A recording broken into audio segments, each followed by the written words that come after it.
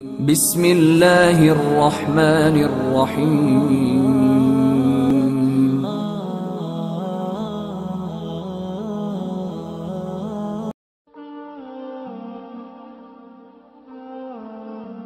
استغفروا ربکم انہ کان غفارا۔ عزیز سامعین، اللہ تعالیٰ سے معافی مانگنے کے بہت زیادہ فوائد ہیں۔ اللہ تعالیٰ فرماتے ہیں اپنے گناہوں کی اللہ سے معافی مانگو، انہ کان غفارا، کیونکہ وہ تو معاف کرنے والا ہے۔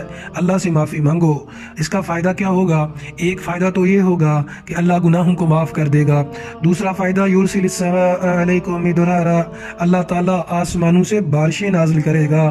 تیسرا فائدہ ویمددکم باموال، اللہ مال کے ساتھ تمہاری مدد کرے گا، وبنین، اور بیٹوں کے ساتھ مدد کرے گا، وَيَجْعَلْ لَكُمْ جَنَّاتٍ، اور بنا دے گا تمہارے لیے باغات، وَيَجْعَلْ لَكُمْ أَنْهَارًا، اور تمہارے لیے نہریں بنا دے گا۔ تو اس آیت میں اللہ نے 4 فوائد بیان کیے ہیں کہ ایک، اللہ گناہوں کو معاف کرے گا، اللہ تعالیٰ بارشیں نازل کرے گا، تیسرا اللہ تعالیٰ مال میں مدد کرے گا، چوتھا اولاد نہیں ہے تو اللہ اولاد خصوصی بیٹے عطا فرمائے گا، اور پانچواں فائدہ اللہ تعالیٰ باغات دنیا میں بھی اور آخرت میں بھی باغات عطا فرمائے گا۔ اللہ تعالیٰ سے دعا ہے اللہ تعالیٰ ہمیں استغفار کی کثرت کرنے کی توفیق عطا فرمائے۔